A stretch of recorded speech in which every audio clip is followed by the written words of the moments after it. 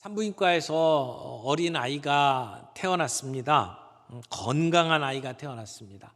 하지만 그렇게 태어났다는 것이 그의 평생 건강하다는 것을 의미하는 것은 아니죠. 건강하게 자라기 위해서는 매일 음식을 제때 먹어야 합니다. 거기에 적절한 돌봄을 받아야 합니다. 안 그러면 그 아이는 성장할 수가 없고 먹지 못하면 병들어서 죽음에 이르게 됩니다. 이것이 일반적인 원리임에도 불구하고 우리가 영적인 면에서도 똑같이 적용할 수 있거든요. 우리가 영적으로 거듭났다면 우리는 계속 성장해야 합니다. 영적으로 거듭났다는 것이 평생 건강한 그리스도인이 된다는 것을 의미하지 않습니다. 우리가 거듭났다면, 생명을 가졌다면 우리는 계속 성장해야 합니다. 필요한 적절한 음식을 먹어야 합니다. 사도 베드로는 1장을 마감하면서 썩지 아니할 씨, 하나님의 살아있고 항상 있는 말씀으로 우리가 구원을 받았다, 이렇게 이야기를 했어요. 그러면 그렇게 구원받은 우리, 새로운 피조물이 된 우리는 어떤 삶을 살아야 합니까? 베드로는 오늘 이제 2장 1절부터 이 말씀을 통해서 거듭난 자로서의 우리들의 삶은 어떻게 해야 되는지를 가르쳐 주고 있습니다. 그래서 사실 이 말씀의 핵심은 자라가야 된다는 겁니다. 우리가 자라가야 된다.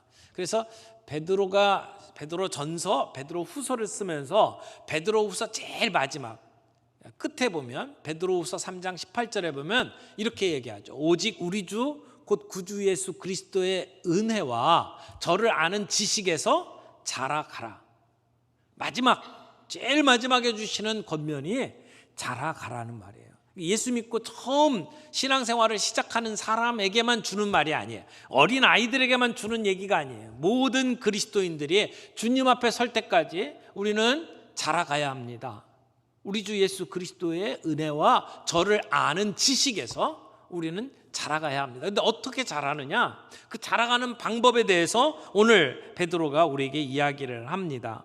우리 2장 1절 말씀 다시 한번 봅니다. 2장 1절 그러므로, 이 그러므로라는 말로 시작하잖아요. 그 얘기는 앞에 베드로전서 1장 이야기를 다 이렇게 끄집어 오는 거예요. 우리가 썩지 아니할 시 살아있는 하나님의 말씀으로 구원받았다. 그러므로 이렇게 이야기를 하는 거죠. 그런데 어떻게 해야 됩니까? 1절에서는 이런 모든 것들을 버려라. 뭘 버려요? 악독, 모든 기만과 외식과 시기와 그리고 모든 비방하는 말을 어떻게 하라고요? 버려라. 첫 번째는 버려라 라고 하는 것이고 2절에 보면 그 다음에 사모하라 이렇게 얘기하죠. 그래서 부정적인 면에 있어서 버릴 것들이 있고 적극적인 면에 있어서 사모할 것이 있다, 이렇게 이야기를 하고 있습니다. 그러면 오늘 말씀을 가지고 정리하죠. 첫 번째, 옛사람의 습관을 버리라 라고 이야기를 합니다. 여기 무엇을 버리라고 이야기합니까? 5가지를 이야기합니다. 모든 악독, 모든 기만, 외식, 시기, 그리고 모든 비방하는 말, 이렇게 돼 있죠. 사실은 이 모든 것들이 뒤에 있는 말에 연결이 될 수 있습니다. 그래서 말과 관련된 것이다, 이렇게 볼 수 있고요. 그러면서도 모든이라고 하는 말이 앞에 한 번 나오고 그 다음에 모든이란 말이 두 번째 3가지를 묶었어요. 기만, 외식, 시기, 그리고 마지막에 3번째 모든 비방하는 말. 그렇게 보면 5가지이지만 크게 구분을 하면 3가지 정도로 이야기를 할 수 있어요. 악독, 그 다음에 기만, 외식, 시기, 그리고 비방, 이렇게 말할 수 있겠죠. 그러면 여기서 말하는 악독이 뭡니까? 악독, 우리말을 그대로 보면 악하고 독한 말, 이렇게 얘기할 수 있을 것 같아요. 악하고 독한 행동, 이렇게 말할 수 있을 것 같아요. 근데 사실은 악한 것을 이렇게 두루 다 포함하는 표현이라고 말할 수 있어요. 악이 우리 안에 습관화가 되어 있어서 다른 사람을 해하는 행동을 하는 것을 악독이라고 표현할 수 있습니다. 그러니까 이 세상 사람들이 살아가고 있는 악한 생활 방식이라고 말할 수 있어요. 사도 바울도 이 베드로와 똑같은 말을 하고 있어요. 에베소서 4장 31절 말씀을 볼까요?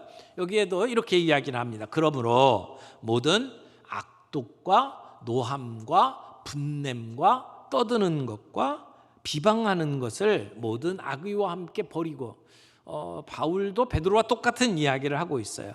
우리의 삶 속에 이런 악독과 노함과 분냄과 떠드는 것, 비방하는 것들을 버려야 된다라고 이야기를 하는 거죠. 여러분, 우리의 삶 가운데 우리가 정말 예수를 믿고 거듭난 사람이라고 한다면 우리의 삶 속에 다른 사람을 해하려고 하는 무자비한 그러한 행동들, 그러한 말들을 그쳐야 한다라는 것입니다. 두 번째는 기만, 외식, 그리고 시기를 얘기해요. 근데 이것은 우리의 마음속에서 일어나고 있는 내면적인 죄를 이렇게 이야기하고 있습니다. 이 말이 비슷비슷하죠. 기만이라고 하는 말은 옛날 성경에는 괴휼이라고 하는 단어로 표현이 됐고요. 이 말의 기본적인 뜻은 물고기 잡을 때의 낚싯줄 끝에다가 다는 미끼와 같은 뜻을 가지고 있습니다. 그러니까 미끼를 달아서 속여가지고 사람들을 뭔가를 빼앗는 것을 기만이라고 되어 있죠. 기만. 마태복음 26장에 보면 대제사장들과 백성의 장로들이 예수를 괴계로 잡아 죽이려고 모의했다 이렇게 되는데, 여기 괴계로 잡아 할 때 괴계라고 하는 말이 바로 여기 사용되어 있는 기만이라는 말하고 같은 말입니다. 그러니까 성경에 예전부터 쓰였던 단어 중에 괴계, 괴휼, 기만 같은 말이라고 말할 수 있어요. 그러니까 교활하게 조작을 해서 속임수를 써서 타인의 것을 빼앗으려고 하는 것을 기만이라고 얘기를 하는 거죠. 그러면 기만의 반대는 뭘까요? 정직한 거죠. 여러분, 우리는 정직합니까? 우리의 삶 속에 정직함이 드러납니까? 학생이 시험을 칠 때에 외웠던 게 생각이 안 나요. 그렇지만 점수는 따야 돼요. 그래서 치팅을 하죠. 다른 사람 것을 보고 시험을 치죠. 정직하지 않은 거죠. 기만입니다. 우리가 회사에서 어떤 일을 하고 경비 처리를 하는데 사용하지 않은 것을 영수증에 넣고 그래서 경비를 부풀렸다, 기만이죠. 회사의 돈을 착취하기 위한 속임수죠. 내가 세금을 내야 되는데 세금을 절약하는 것은 좋지만, 그러나 서류를 조작하거나 아닌 것을 있는 것처럼 또 했던 것을 없는 것처럼 만들어서 세금을 내지 않으려고 하는 것은 기만이죠. 여러분, 우리의 삶 속에 이런 정직함이 있는지를 살펴볼 필요가 있어요. 그래서 속임수로 뭔가를 내가 얻으려고 하는 행동들이 있다면 버려야 된다는 겁니다. 두 번째는 외식. 외식이라는 표현을 썼는데, 이 외식이라고 하는 말의 기본적인 뜻은 마스크예요. 마스크를 쓴다, 가면을 쓴다. 근데 이 말이 어디서 나왔냐면, 이 고대에 연극을 하게 되면 한 사람이 여러 역할을 했어요. 근데 여러 역할을 할 때마다 그 사람의 역할을 할 때 그 사람의 가면을 쓰고 말을 그렇게 표현을 했단 말이에요. 그래서 연극 배우들이 쓰는 가면을 생각하면서 사용했던 말이에요. 그러니까 연기하듯이 속마음 다르고 겉모습 다르고 이중적인 모습들을 외식이라고 표현을 하는 겁니다. 내가 사람들 앞에 머리를 숙이고 그 사람에게 뭔가 이렇게 존경하는 표현을 행동으로는 하지만 마음속으로는 그 사람을 경멸하고 있다? 그러면 외식이죠. 겉모습과 마음이 다른 거예요. 바리새인들이 외식하는 사람들이었죠. 예수님께서는 그들을 외식하는 자들이라고 꾸짖으셨습니다. 그래서 겉으로는 거룩한 예복을 입고 있지만 속은 썩어 문드러져서 냄새나는 모습들을 하고 있었단 말이에요. 그런 모습을 가지고 예수님은 회칠한 무덤이라고 지적을 했습니다. 이런 외식을 버려야 한다, 지금 베드로가 하는 말입니다. 우리는 얼마나 자주 겉으로 드러나는 모습들을 위장을 합니까? 이 외식을 버리지 못하면 우리가 영적으로 성장할 수가 없습니다. 세 번째는 시기죠. 시기는 다른 사람이 잘 되는 것을 못 보는 거죠. 불편한 마음을 갖는 것. 그래서 시기 같은 말이 질투 이렇게 말할 수 있죠. 다른 사람이 성공해요. 다른 사람이 복 받았어요. 그게 마음에 안 드는 겁니다. 그런 시기와 질투가 있으면 그 사람이 했던 일에 대해서 폄하합니다. 그렇지 않음에도 불구하고 그렇다고 사람들에게 안 좋은 이야기를 퍼뜨립니다. 서로 경쟁합니다. 예수님 제자들 가운데에서도 이 시기와 질투가 있었죠. 예수님이 함께 식사하는 최후의 만찬 자리에 있을 때에도 제자들의 마음속에는 예수님께서 메시아로 등극을 하게 되면 누가 더 높은 자리에 올라갈까를 생각하면서 서로 비방했습니다. 서로 시기했습니다. 어떤 신학자는 이런 얘기를 했어요. 질투는 모든 사회 봉사단체, 특별히 종교단체에 끊임없이 나타나는 골칫거리다. 여러분, 우리 교회 안에서도 이런저런 문제들이 일어날 때 가만히 생각을 해보세요. 시기와 질투 때문에 일어나는 일들이에요. 다른 사람이 잘하는 거 보고 박수 쳐주고 고맙다고 하면 될 일을 우리는 칭찬하지 않아요. 깎아내려요. 왜요? 시기와 질투가 작동하는 거예요. 우리 안에 일어나는 많은 문제들이 여기에서 시작됩니다. 예수 믿었다고 해서 이 시기 질투가 없어지는 게 아니에요. 우리는 성령님의 도우심을 받아서 우리의 삶 속에 시기와 질투를 버려야 합니다.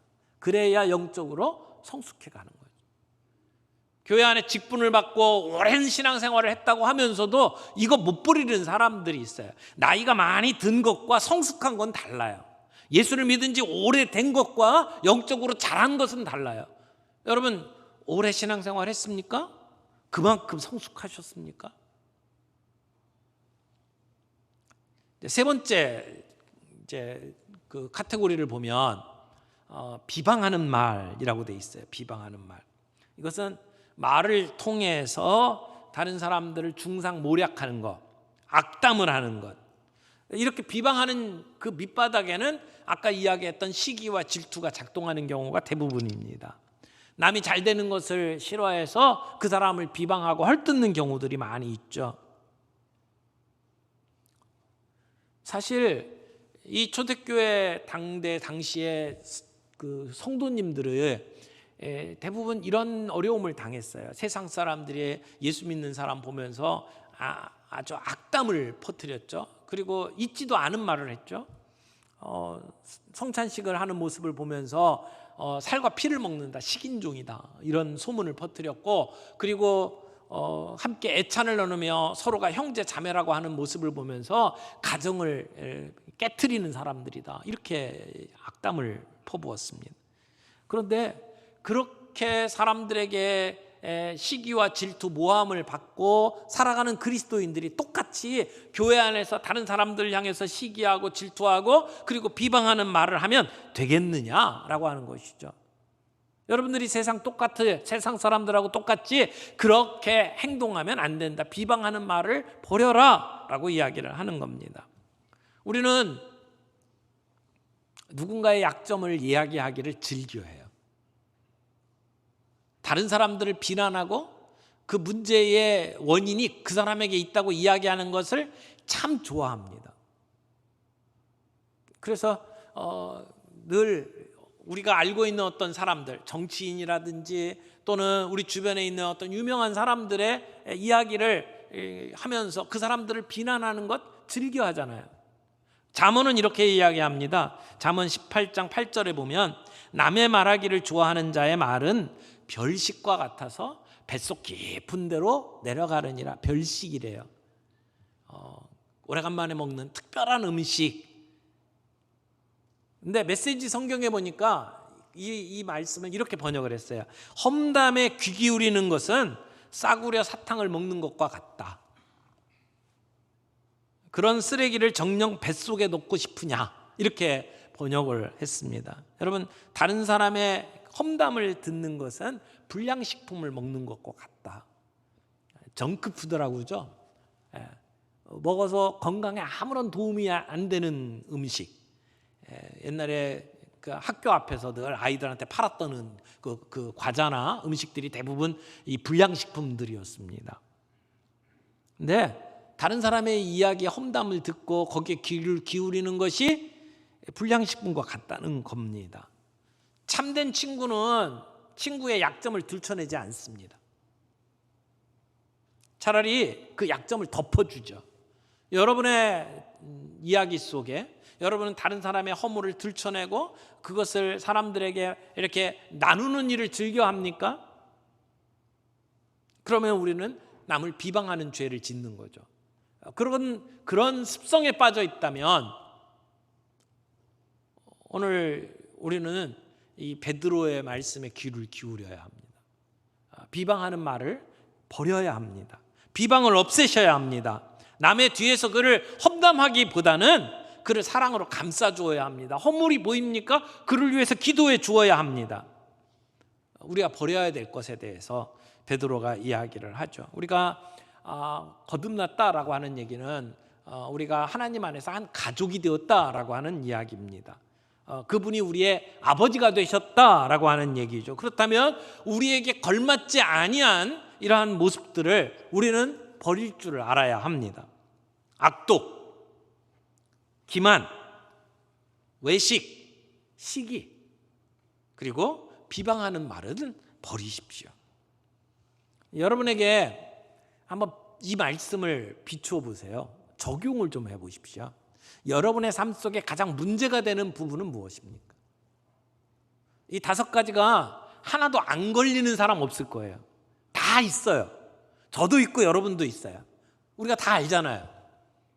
그러면 내 삶 속에, 내 대화 속에 가장 문제가 되는 부분이 뭡니까? 악독이라는 게 악한 생각, 악한 의도, 그래서 다른 사람을 해하려는 행동이라고 그랬죠. 그런 악독이 우리 안에 있습니까? 기만, 거짓말, 속임수, 다 진실이 아닌 절반말의 진실. 혹시 우리가 거기에 빠져 있지는 않습니까? 외식, 겉으로 포장하는 것, 진실하지 않은 다른 모습. 그것이 오늘 우리의 모습입니까? 시기, 질투, 우리 안에 있는 이러한 모습들. 아니면 비방의 말. 여러분, 고통스럽더라도 정직하게 내 자신을 이 말씀에 비추어 볼 수 있기를 바랍니다. 문제가 되는 부분이 있으면 버려야 합니다. 그래야 성숙한 성도로 살 수가 있습니다. 두 번째 2절 말씀을 중심으로 우리에게 주시는 교훈은 뭡니까? 순전하고 신령한 젖을 사모하라. 여기 사모하라고 하는 말은 다른 말로 바꾸면 갈망하라 이렇게 말할 수 있어요. 애타게 찾으라 그런 말이죠. 지금 베드로는 1절에서 우리 성도들이 버려야 될 것 5가지를 언급을 하고 난 다음에 2절에서는 적극적으로 해야 될 일을 이야기합니다. 근데 뭐 하라고 그랬어요? 사모하라라고 이야기를 합니다. 사모하라. 근데 뭘 사모해요? 갓 태어난 아이들처럼 순전하고 신령한 젖을 사모하라. 여기 갓 태어난 어린애, 갓난아이 얘기를 하고 있어요. 여러분, 갓난아이들이 태어나서 엄마 젖을 빨죠. 가르쳐서 빠는 게 아니에요. 그거는 생존 본능이에요. 그 아이에게는 그게 모든 거예요. 그래서 적극적으로 젖을 찾습니다. 배가 고프면 젖을 달라고 웁니다. 엄마가 좀 꾸물거리고 챙겨주지 않으면 악을 쓰고 옵니다. 왜요? 그게 살 길이니까. 그래서 그 아이가 그 젖을 사모하는 것처럼 오늘 우리가 하나님의 말씀을 사모해야 된다라고 이야기를 하는 거예요. 신령하고 순전하고 신령한 젖을 사모하라. 여기 순전하다라고 하는 것은 다른 것이 섞이지 않은 것을 얘기해요. 거짓이 없는 것을 얘기하죠. 그러면서도 신령한 젖이래요. 육신의 젖이 아니에요. 우리 아이들이 먹는 그러한 젖 또는 우유, 이게 아니고 신령한 젖이래요. 그러면 여기서 말하는 이 젖이 무엇을 얘기합니까? 하나님의 말씀을 이야기하잖아요.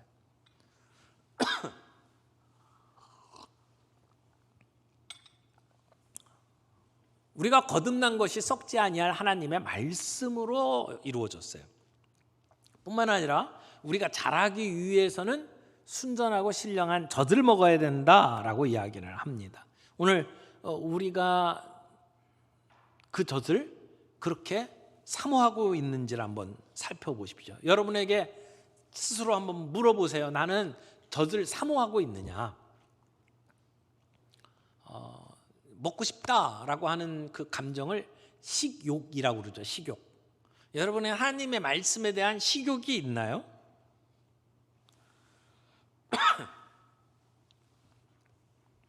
갓 태어난 아이가 그 젖을 얼마나 사모합니까? 아마 이 이야기를 지금 쓰고 있는 베드로는 아이를 키워본 경험이 있을 거예요. 성경에 보면 예수님께서 베드로의 장모의 열병을 고쳐주셨잖아요. 그 장모가 있다는 얘기는 결혼했다는 얘기예요. 결혼하지 않은 사람에게는 장모가 없어요. 그리고 나중에 바울이 베드로에 대해서 이야기할 때 베드로처럼 아내를 데리고 함께 사역할 수 있다 이렇게 얘기를 하죠. 나에게도 그런 권한이 있다라고 얘기를 합니다. 그러니까 보면 베드로는 아내와 함께 사역을 했어요. 그래서 믿음의 자녀된 아내를 데리고 다닐 권리가 없겠느냐 했던 이 바울의 이야기를 통해서 보면 베드로는 결혼했고 아내가 있고, 그래서 분명히 결혼 생활을 했다면 아이도 있었을 거예요. 그러니까 아이가 배가 고파서 울고 그래서 밤잠 못 자고 아이를 돌봤던 경험을 가지고 베드로는 이야기를 하는 거예요. 갓난 아이와 같이 젖을 사모하라 라고 이야기를 하는 거죠. 근데 아이가 안 먹으려고 그래요. 식욕이 없어요. 그러면 우리가 몇 가지 생각을 해야 될 거예요. 첫 번째는 병들었다라고 판단할 수 있겠죠. 지금 뭐 입 안에 막 다 헐고 그리고는 아프면 아이가 먹을 수가 없어요. 또 병에 걸리면 식욕이 떨어지죠. 지난주에도 우리 장로님 한번 코로나 걸려갖고 굉장히 힘든 시간 보냈는데 장로님 그러시더라고요. 한 3일 아무것도 못 먹었다고. 코로나의 증상 중에 하나가 완전히 식욕이 없어지는 거잖아요. 맛을 아예 알지를 못하잖아요. 그러니까 식욕이 떨어졌다, 병들었다 이렇게 진단할 수 있단 말이에요. 그 얘기는 뭐예요? 오늘 우리 그리스도인들이 하나님의 말씀에 대한 사모함이 없어요? 식욕이 없어요? 그렇다면 우리가 영적으로 병들었다고 진단할 수밖에 없는 거죠. 우리가 죄악에 빠져 있다면 우리는 말씀을 가까이 하지 않으려고 해요.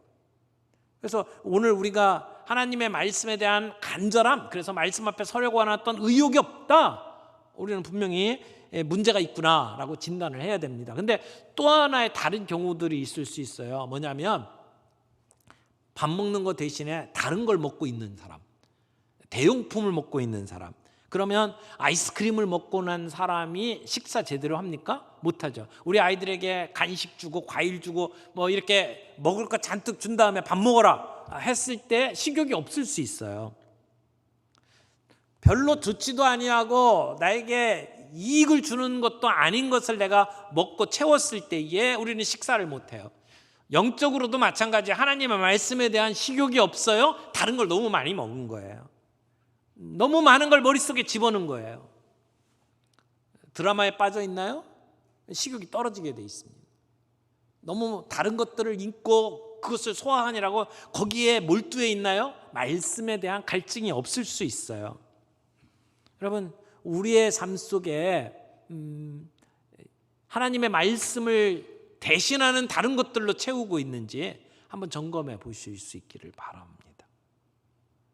지금 베드로는 우리에게 그리스도인으로서 우리가 버려야 될 것을 이야기하고, 그리고는 적극적으로 하나님의 말씀을 사모하라고 이야기를 했어요. 그런데요, 우리가 버려야 될 것을 어떻게 버릴 수 있을까요? 여기 악독, 시기, 비방하는 말 이런 것들을 버리라고 그랬는데, 여러분, 우리의 삶 속에 우리가 죄 짓는 거, 우리의 연약한 부분들을 놓고 내가 이것을 버려야지 묵상하고 그리고는 회개하고 그래서 버려지지를 않잖아요. 우리가 연약한 존재예요. 그래서 내가 그것을 버려야 되겠다라고 생각을 하지만 우리가 가지고 있는 그 본성이, 그리고 우리가 가지고 있는 능력이 그걸 못 버리는 경우가 참 많이 있어요. 끊어야 되겠다 해서 못 끊어요. 우리가 담배를 끊어야 된다, 도박을 끊어야 된다, 뭐 이런 여러 가지 끊어야 될 것들을 놓고 끊겠다고 하지만 결심하고 그냥 많은 경우들이 많잖아요. 왜요? 그런 능력이 없는 거예요. 근데 그걸 버릴 수 있는 방법이 어떻게 보면 적극적인 방법. 그러니까 그걸 버리기 위해서 애쓰고 그리고 방법을 찾고 고민하고 하기보다는 하나님의 말씀을 사모하면, 그래서 하나님의 은혜를 맛보면 그 버리는 것들이 자연스럽게 없어지는 경험들을 하잖아요. 청교도적인 신앙생활, 그러면 굉장히 우리가 좋게 생각을 해요. 우리 특별히 개혁주의적인 입장에서는 청교도적인 입장 참 배울 게 많이 있습니다. 그런데 청교도적인 입장을 가만히 보게 되면 깨끗한 성품, 도덕적인 행실로 유명합니다만은, 그러나 그들의 삶이 핵심이 버리는 곳에 아마 초점을 많이 맞추고 있어요. 그래서 진실하게 깨끗하게 살려고 애를 쓰는 것에 초점이 맞춰져 있거든요. 근데 그렇게 함으로 죄에 대해서 민감해지고 그래서 예민하게 대처를 하는 것 같지만 종종 보면 기쁨이 없어요. 선한 삶을 살기 위해서 우리가 애를 쓰고 그래서 그 사랑을 맛보고 사랑을 실천하는 쪽에 애를 쓰면 부정적인 모습이 자연스럽게 없어지는 모습들을 보게 되죠. 근데 이건 제껴놓고 부정적인 걸 없애는데 애를 쓰게 되면 사실은 우리의 신앙생활이 좀 어두워지는 경향이 있다고 생각을 합니다. 여기 베드로가 제시한 면에 있어서 하나님의 말씀을 사모하라라고 하는 말씀에 우리가 좀 더 집중했으면 좋겠다라고 생각을 합니다. 어떻게 우리가 비방하는 말을 없애요? 어떻게 우리의 마음속에 악독을 없앨 수 있나요? 말씀을 사모하고 그 말씀 속에 은혜를 누리는 삶에 집중하란 말이에요. 예수님의 성품을 담기 위해서 애쓰는 삶을 살아가란 말이에요. 근데 사랑하는 것, 그리고 우리가 하나님의 말씀을 갈망하면서 말씀 안에서 은혜를 누리는 것은 그냥 되지 않아요. 연습이 좀 필요해요. 여러분, 우리 피아노 치시는 분 계시잖아요. 늘 이렇게 피아노 치는 모습을 저는 손가락을 옆에서 보니까 대단하다 이런 생각들을 하는데요. 근데 저도 피아노 치면서 좀 폼 좀 잡고 싶어요. 이렇게 피아노를 치면서 음악을 누리고 싶어요. 근데 문제는 뭐냐면 노력을 안 하는 거예요. 연습을 안 한 거죠. 적어도 피아노를 치면서 뭔가 이렇게 느낌을 이렇게 누리려면 바이엘은 띄어야 될 거 아니에요. 체르니까지는 해야지 내 마음대로 뭔가 이렇게 칠 수 있는 거 아니에요? 근데 아무것도 안 하고 건반 위에다 올려놓고 내가 음악을 즐기고 싶습니다 해서 즐길 수 있는 사람 아무도 없어요. 마찬가지예요. 하나님의 말씀을 우리가 사모하면서 그 안에서 은혜를 누리고 싶어요? 그냥 이렇게 지켜봐 갖고 되는 거 아니잖아요. 말씀을 읽을 수 있는 훈련이 필요하단 말이에요. 큐티할 수 있는 훈련들이 필요하단 말이에요. 말씀을 읽고 누릴 수 있을 만큼 기본적인 그러한 연습은 하셔야 된단 말이에요. 영적인 훈련들을 하면서 그 은혜를 사모하면서 살아가는 것이 오늘 우리들에게 필요하다고 생각합니다. 우리가 영적으로 아직도 어린아이 수준에 머물고 있지는 않습니까? 고린도전서 3장 1절 2절 말씀을 좀 볼까요? 사도 바울이 고린도 교회 성도들에게 이렇게 이야기합니다. 형제들아, 내가 신령한 자들을 대함과 같이 너에게 말할 수가 없어서, 지금 고린도 교회 성도들이 신령한 사람들이라고 말할 수가 없다라는 거예요. 그래서 뭐라고 그래요? 육신에 속한 자, 곧 그리스도 안에서 어린 아이들을 대함과 같이 하노라. 이 고린도 교회 성도들이 영적으로 어리다, 그 얘기를 하는 거죠. 2절 보세요. 내가 너희를 젖으로 먹이고 밥으로 아니하였노니 이는 너희가 감당하지 못하였음이거니와 지금도 못하리라. 갓난 아이들에게는 젖을 먹이죠. 근데 장성하면 밥을 먹습니다. 그래서 지금 바울이 고린도 교회 성도들에게 젖과 같이 이렇게 잘 습득할 수 있는 아주 좀 수준이 낮은 말씀을 하고 있지, 씹어서 소화할 수 있는 말씀을 지금 하고 있지 않다라고 이야기를 해요. 여러분이 영적으로 성숙한 어른입니까? 아니면 아직도 영적으로 어린아이입니까? 그래서 아직도 이유식 먹고 계신 분들 있지 않습니까? 남이 떠서 먹여주는 것만 소화시킬 수 있는, 내가 스스로 말씀을 읽고 그 안에서 하나님의 음성을 들을 수 있는 수준까지 나아가지 못했다면 나는 아직도 영적으로 어린아이예요. 오늘 베드로가 신령한 젖을 사모하라고 그랬어요. 그렇게 해서 뭘 이루는 거예요? 2절 말씀 다시 보세요. 오늘 본문에 갓난아이들 같이 순전하고 신령한 젖을 사모하라. 이는 어떻게 해요? 그로 말미암아 너희로 구원에 이르도록 자라게 하려 함이라. 구원에 이르도록 자라게 함이라. 여러분, 구원은 예수를 믿고 내가 예수 그리스도를 나의 주님으로 받아들이는 순간 이루어졌어요. 구원은 이미 과거의 것이에요. 새 생명을 얻었어요. 그런데 여기에서는 뭐라고 표현합니까? 구원에 이르도록. 그러면 이 구원은 뭐예요? 이 구원은 예수님 닮아가는 거죠. 언제가 주님 만날 때에 우리가 예수님과 같이 되는 것을 이야기하는 겁니다. 성화의 구원을 이야기를 하는 것이죠. 우리는 계속해서 자라가야 되는 거예요. 구원에는 미래의 요소도 포함이 되어 있어요. 예수님과 같이 닮아가고 자라가는 것. 사랑하는 성도 여러분, 어린아이 수준에 계속 머물러 있지 않기를 바랍니다. 어린아이들은 그 하나님의 말씀의 그 위대하심이 무엇인지를, 그 맛을 제대로 아직 못 느끼는 거예요. 아직 경험하지를 못하는 거예요. 오늘 신령하고 순전한 이 하나님의 말씀을 사모하라고 권면하는 이유가 뭡니까? 우리가 영적으로 성장하기 위해서는 그 말씀을 봐야 된다는 거예요. 사모해야 된다는 겁니다. 그 말씀이 우리에게 지혜를 줍니다. 그 말씀이 우리를 성숙하게 만듭니다. 말씀은 우둔한 우리를 지혜롭게 만들죠. 말씀을 통해서 우리의 영적인 눈을 뜰 수가 있습니다. 말씀은 우리를 소성시키는 능력을 가지고 있습니다. 여러분, 그 말씀 앞에 설 때에 우리는 힘을 얻고 그리고 성숙해 나갈 수가 있습니다. 오늘 그리스도인으로 살아가는데 우리에게 정말 필요한 것이 순전하고 신령한 젖이라는 거죠. 오늘 강대상에서 전해지는 이 말씀이 하나님의 말씀입니다. 그런데 순전해야 합니다. 저는 여러분들에게 재밌고 즐겁게 하는 재주는 별로 없는 것 같아요. 어떤 분들은 앞에 나서면 많은 이렇게 막 웃게 만들고 재밌게 하는데 저는 그런 재주는 없는 것 같아요. 근데 제가 여러분들에게 약속하고 싶은 것은 말씀 외에 다른 것 가르치지는 않겠다. 딴 거 섞어갖고 가르치지는 않겠다. 순전한 말씀을 전하는 일만큼은 정말 집중하겠다. 이렇게 약속드리고 싶어요. 여러분, 이 강단에서, 우리 교회 강단에서 정말 순전한 말씀이 전파되기를 바라요. 이상하고 막 재밌게 만들고 막 이런 얘기 말고요. 하나님의 말씀 외에 인간의 철학이나 인간의 사상이 들어가지 아니하는 순전한 말씀, 그 말씀이 전해지는 강단이 되기를 바랍니다. 우리가 아이가 태어났다고 해서 그 아이가 평생 건강하게 될 것이라고 말하지 않아요. 자라가야 됩니다. 마찬가지예요. 오늘 우리가 그리스도 안에서 새로 태어났습니까? 우리가 그리스도 안에서 한 형제 자매가 되었습니까? 영적으로 성숙해 가야 된다. 그러려면 하나님의 말씀, 순전하고 신령한 하나님의 말씀을 사모해야 된다.